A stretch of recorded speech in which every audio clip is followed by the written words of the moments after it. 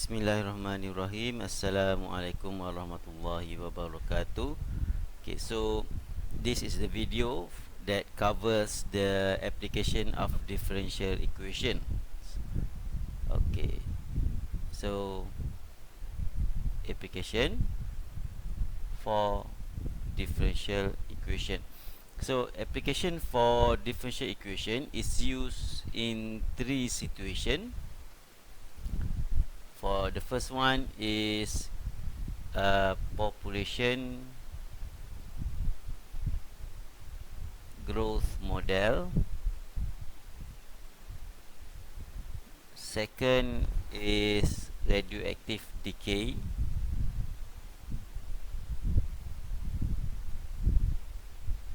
And third is the Newton's law of cooling.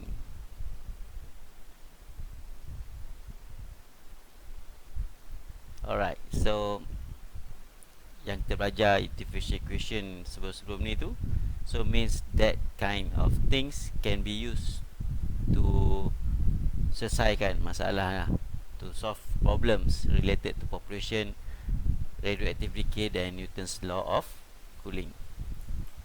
Okay, but first, before we proceed to all the three kinds of application in differential equation, let's first look at the application of differential equation in a graph.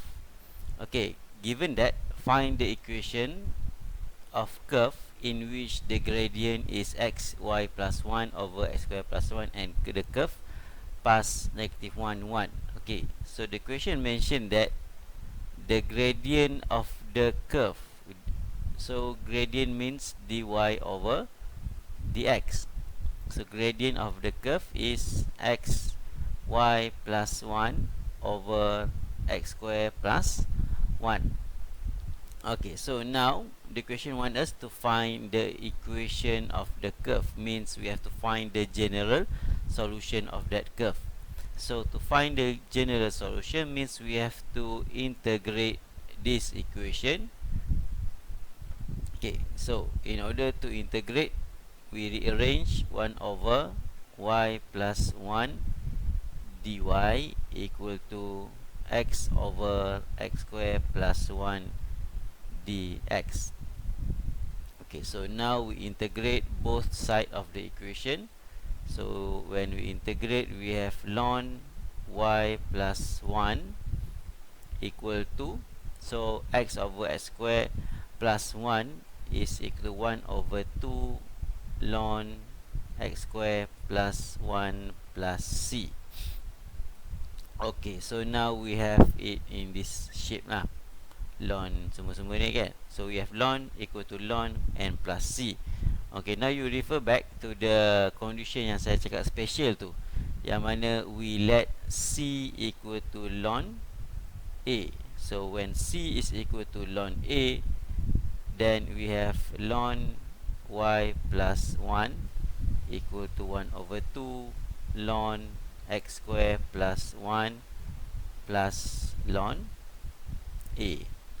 And we settle yang ni, settlekan 1 over 2 ni. So it becomes 2 ln y plus 1 equal to ln x square plus 1 plus 2 ln a.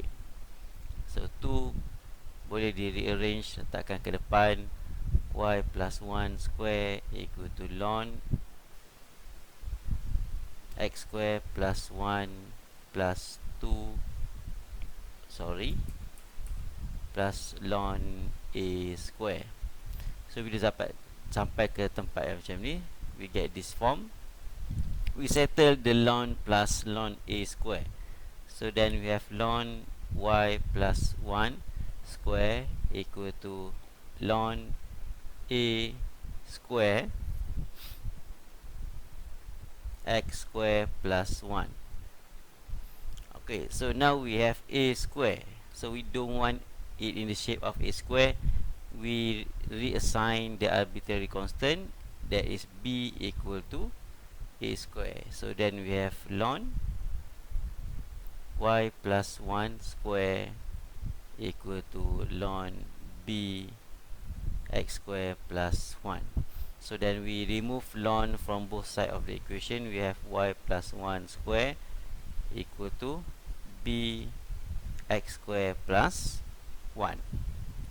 Okay, so this is the general solution of the equation, but we want to find the equation of the curve that passes through, and the curve passes through -1 and 1. So it means here we are given the initial condition. So this is the initial condition where the value of x is equal to -1 and y is equal to 1. So we substitute the value of the initial condition into the equation. So then we have 1 plus 1 square equal to b -1 square plus 1. So we have 4 equal to 2b. So b is equal to 2. So kita dapat b equal to 2. So then we can form the equation of the curve that is y plus 1 square equal to 2x square plus 1. So that is the answer for our question. Okay, so for population growth rate model, okay, we look at the first application of differential equation, that is population growth rate model. Okay, so population growth rate model ni dia dikatakan it comes from the graph of population. So datang daripada sini lah. So this is y and this is x. So x ni is the time. So x ni mewakili masa, time, and y mewakili population, number of population. Number of population. So bermaksud daripada sini number of population tu akan semakin meningkat lah bila masa pun berjalan. So number of population growth rate tu akan sentiasa increase proportionally. Okay, so the gradient of the graph for the rate of change of the proportional, rate of change of the population towards time, dia dipanggil sebagai dy over dt, iaitu gradient of the graph is equal to ky. Okay, and apa itu k? K is a constant in the graph. Okay, k adalah satu constant di dalam graph where k is always bigger than 0. Okay, sebab apa bigger than 0? Because population growth rate, kita tengok pada graph dia, graph tu is always increasing. So that's why the rate k is always bigger than 0. If k is less than 0 means that the graph is going downward. Okay, dia decreasing. Kalau k is equal to 0, the graph is not moving, the graph is constant. Okay, so we take that from here.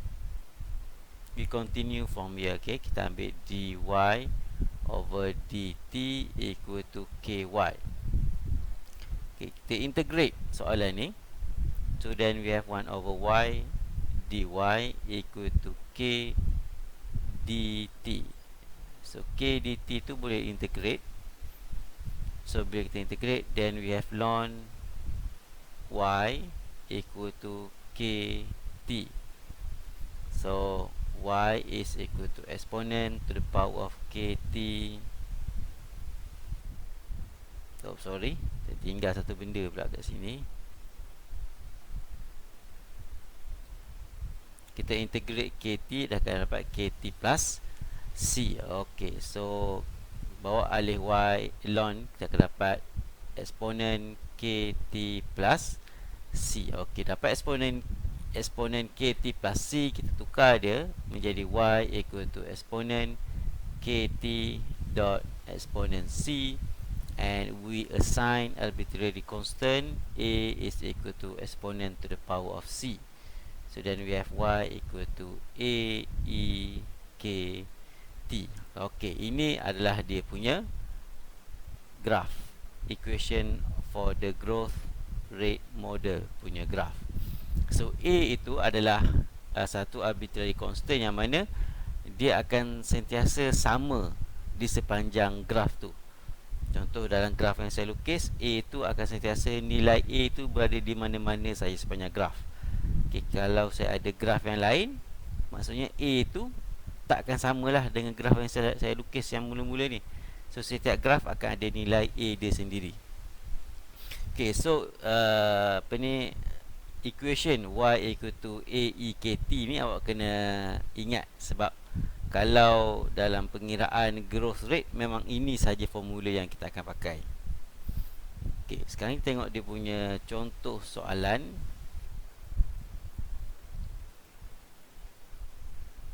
Contoh soalan mengenai growth. Okey.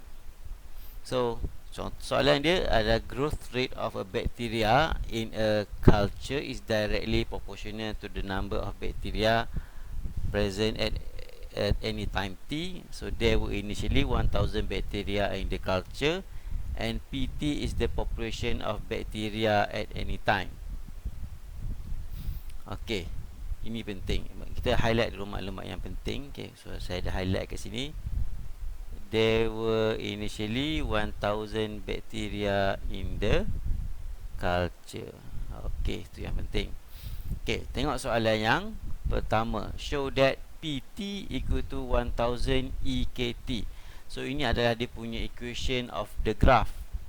So yang mana kita tengok tadi, kita belajar y is equal to A exponent KT.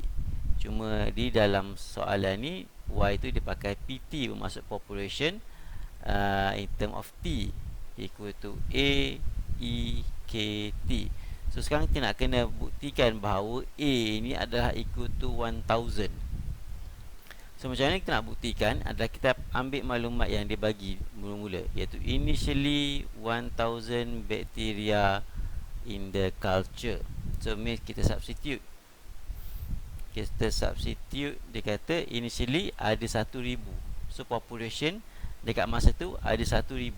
So 1000 equal to A exponent K. K kita tahu, and T. T yang dalam equation ni adalah time. So time berapa time masa population tu at 1000 is 0. Because why 0? Because dia kata initially. So maksudnya time tu tak bermula lagi. Dia kata awal-awal time is 0. So from that we determine the value of A.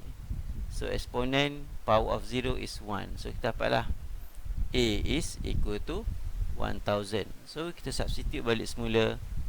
P T is equal to 1000 E K T. So sama dengan apa yang dia suruh kita shown. Okay, number B. Okay, find the growth rate K of the bacteria if number of bacteria increases to 1041 in 4 hours. Okay, so dia kata selepas 4 jam bakteria tu meningkat sebanyak 1041. So kita tulis, maksudnya population selepas 4 jam ada 1041. So population adalah 1041. So saya nak tulis dari sini lah, PT equal to 1000 exponent KT. So lepas 4 jam dia ada 1041 equal to 1000 exponent K. So time kita tukar kepada 4 jam. So 4 hours. So dari sini kita boleh cari nilai K. Benda yang disuruh kita cari kat, iaitu growth rate. So exponent for K is equal to 1041 divided with 1000. Okay, so untuk yang tu kita boleh cari nilai K. So exponent kita boleh alih ke kanan, so dia akan jadi ln. So 4K is equal to ln 1.041. So kita ambil lah jawapan tu, kita bahagikan dengan 4. So dan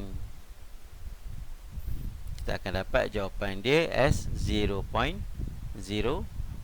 So untuk final answer, jawapan akhir, kita boleh tulis K, jawapan dia sebagai 2 decimal place. K itu 0.01, as 2 decimal place pun tak apa. Tapi di dalam calculation kita pakai 4 decimal place. Okay, tapi yang ni tak ada nak 0 lagi belakang ni, so saya tak tulis lah. Okay, kita dah siap soalan B. So tengok soalan C pula. Find the time needed for the bacteria population to double in size. So initially tadi kita ada 1000. So kita cari masa untuk dia naik double. So double mean it becomes 2000 equal to 1000 exponent K kita dah jumpa, iaitu 0.01 T. So sekarang kita nak cari T pula. So exponent 0.01 T is equal to 2. So 0.01 T equal to ln 2. So then we have T equal to ln 2 over 0.01. And then we have T is equal to 69.3 hours. Okay, so kita tulislah dia punya hours tu. Okay, dan untuk soalan D, find the bacteria present in the culture after 10 hours. So untuk soalan D, bacteria in the culture after 10 hours. So we have PT equal to 1000 exponent 0.01 multiply with 10.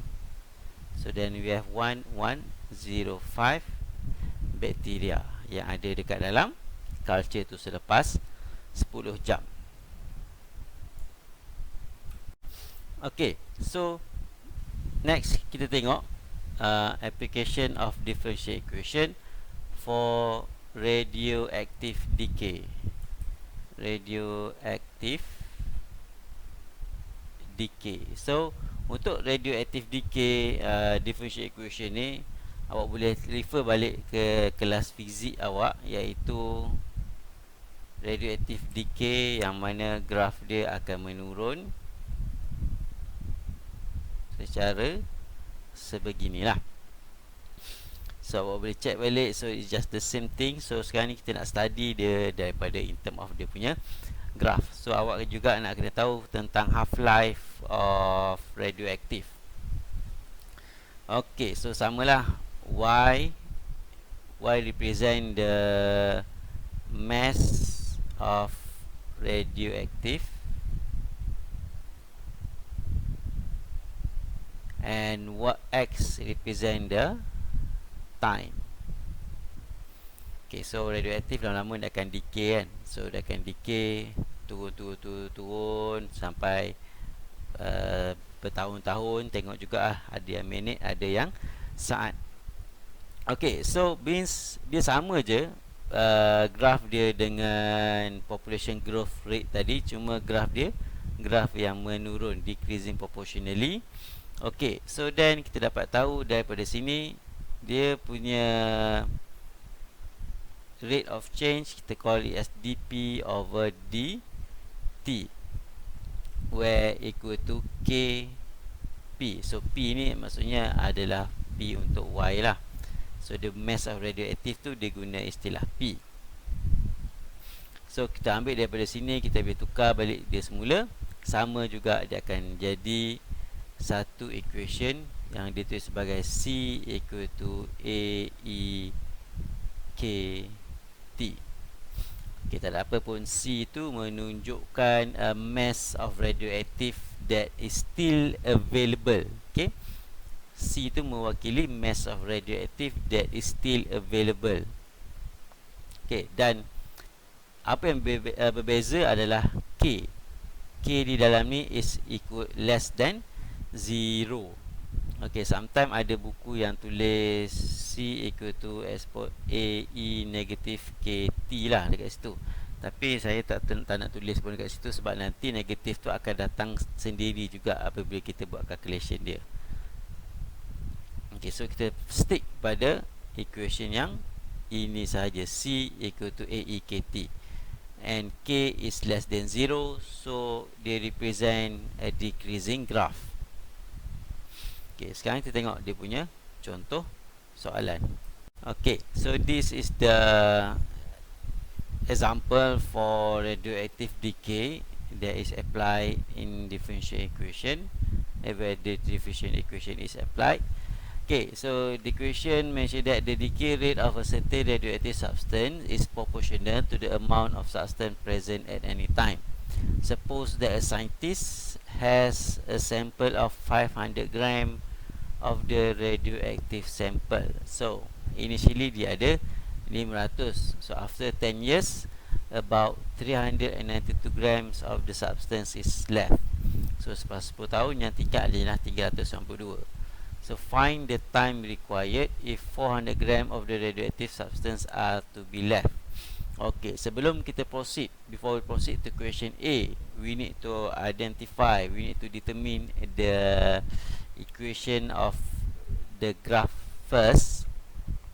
So kita dapat tahu C is equal to AEKT. So initially dia kata saintis tu ada 500 gram. So sekarang kita nak determine yang A dulu. So initially dia kata dia ada 500 equal to AEK, and initially 500 means time is 0. So A is equal to 500. So kita dapat tahu C equal to 500 exponent KT. Okay, so sekarang kita nak kena cari dia punya value of K, sebab K itu pun adalah constant. T tak apa, as an unknown lah, dia sebagai variable di dalam kita dalam graph tu. So kita nak cari nilai K. So untuk cari nilai K, dia kata after 10 years about 392 grams are left. So selepas 10 tahun, yang tinggal ada 392 equal to 500 exponent K 10. 10 mewakili 10 years, and 392 mewakili substance of radioactive yang tinggal. Okay, yang hilang tu kita tak akan kira lah. Kita akan kira yang tinggal sahaja. Yang hilang tu biarkan ia saja, ia pergi. So sekarang kita kena determine the constant K from the equation. So exponent 10K equal to 392 divide 500. Okay, so 392 divide 500. So we have here is 0.784. Ya, saya kira give it itu 4 decimal place. Okay, memang 0.784 sahaja. So then we have as 10K equal to ln 0.784. So then we have 10K equal to negative 0.2433. So dapat K is equal to negative 0.02. Okay, so kita dapat sini K is negative 0.02 yang saya cakap tadi. K itu untuk graf yang kalau dia memang sifat dia menurun, decreasing proportionally, K will automatically become a negative number. So from here we can already form the complete equation, that is C equal to 500 exponent negative 0.02 T. Okay, so that is the equation. Okay, so now we can solve for question A. Find the time required if 400 gram of the radioactive substance are to be left. So kita ambil 400 equal to 500 exponent negative 0.02 T. So kita nak cari T daripada sini.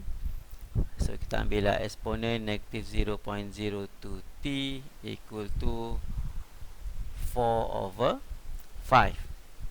So negative 0.02t equal to ln 4 over 5.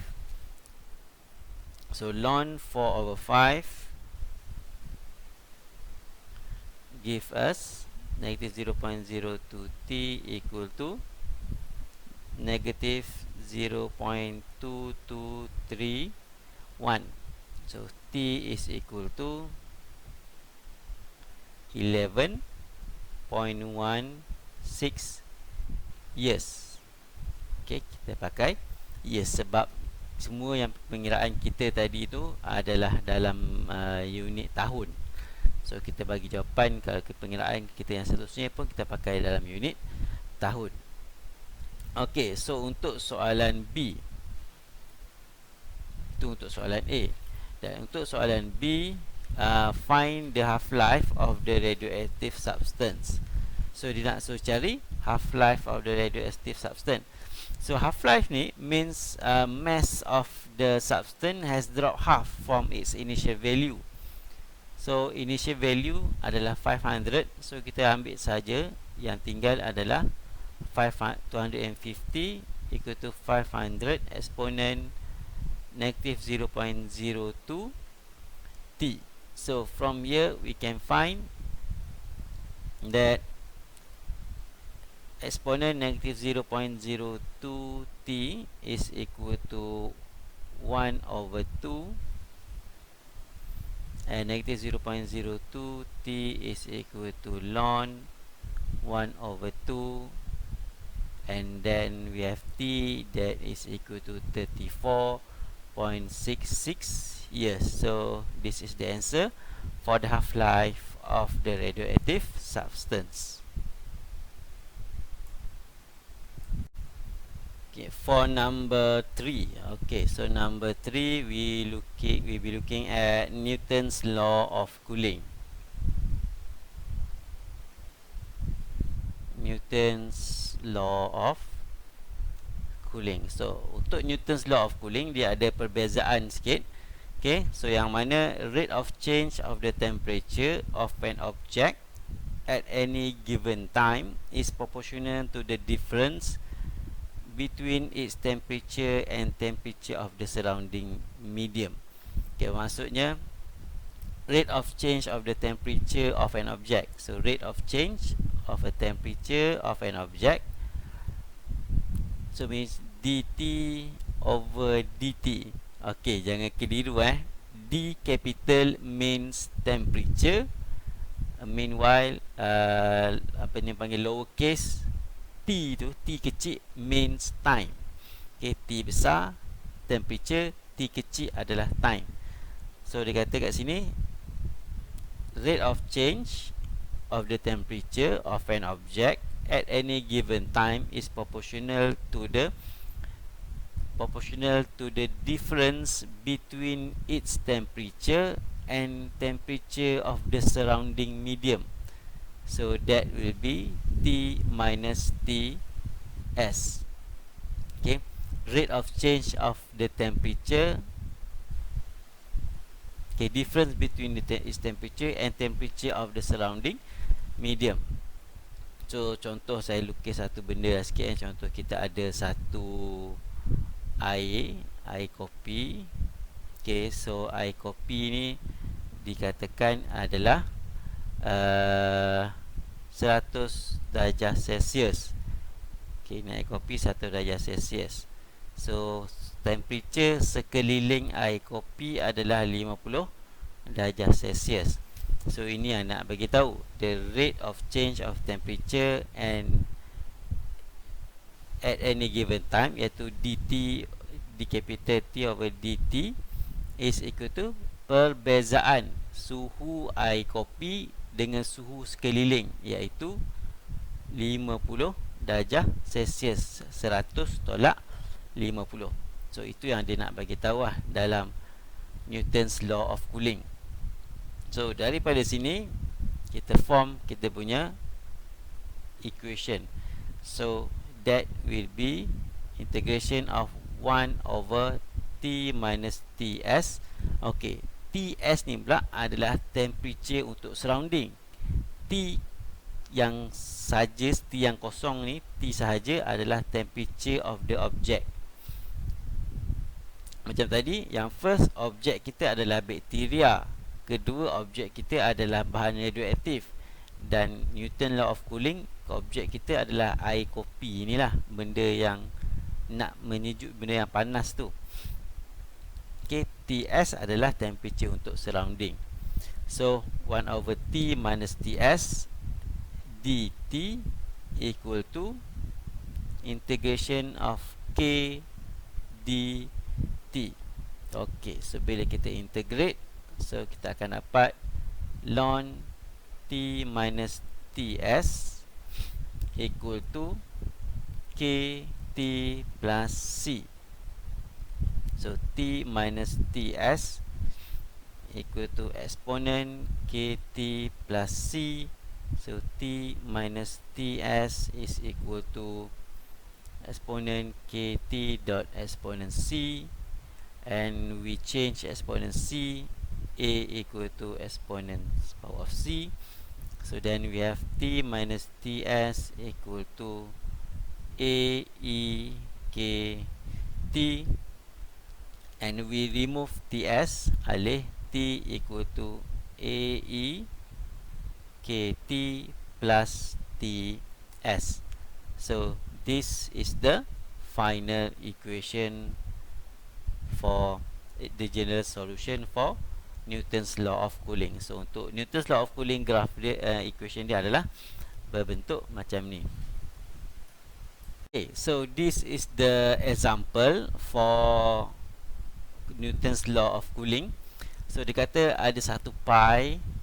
So kita ada satu pi. Okay, so pi lah, kita lukis sikit pi. Okay, so pi, temperature dia adalah 180 degree Fahrenheit, is removed from an oven and set aside in the kitchen with a constant temperature of 70 degree Fahrenheit. So sekeliling surrounding is 70 degree Fahrenheit. So we know that the temperature equal to 180 degree Fahrenheit and TS is equal to 70 degree Fahrenheit. So the pi cool off to 160 degree Fahrenheit after 5 minutes. And Newton's law of cooling, use Newton's law of cooling to find the time taken for the pi to cool off 135 degree Fahrenheit. So kita tengok pada equation dia yang asal, T equal to A E K T plus TS. Okay, apa yang kita nak kena cari kat dalam ni? TS kita dah tahu, TS is 70. So kita stay saja TS as 70. So kita nak kena tahu dulu A, dan kedua kita nak kena tahu dulu K. So barulah kita boleh selesaikan dia punya soalan. Okay, so untuk selesaikan dia punya, nak cari nilai A dahulu, kita set TS 180 degree. So kerana 180 degree ni masa saat dia baru keluar daripada oven. So maksudnya time dia dekat situ adalah 0 plus 70. So then we have 180 equal to A plus 70. Then A is equal to 110. Okay, kita dah ada nilai A. So T is equal to 110 exponent KT plus 70. Alright, next is to find K. Now, so to find K, dia kata kat sini pi cool off to 160 degree Fahrenheit after 5 minutes. So means we can substitute. It become 160 degree Fahrenheit equal to 110 exponent K 5 plus 70. So kita okay. So kita dah ada sampai sini. So kita ambil 110 exponent K 5 equal to 90. So exponent 5K equal to 90 divide 110. So then we have 0.8182.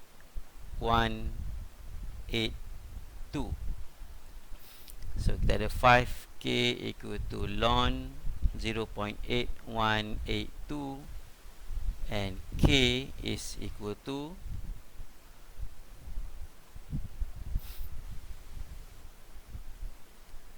negative 0.04. So that is our constant for value of k.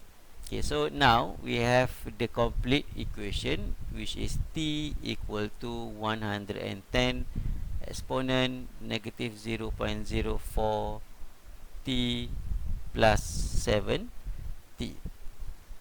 Alright, so next we can solve the solution. We have solved the equation. Use Newton's law of cooling to find the time taken for the pi to cool off 135 degree Fahrenheit. So 135 equal to 110 exponent negative 0.04 t plus 7t. Okay, so dekat sini kita akan ada exponent negative 0.04 t, that is equal to 0.59. Okay, and then negative 0.04 t equal to ln 0.59, and then we have the answer. Time is equal to 13 minutes. Okay, that's all for the equation, and that's all for the application of differential equation.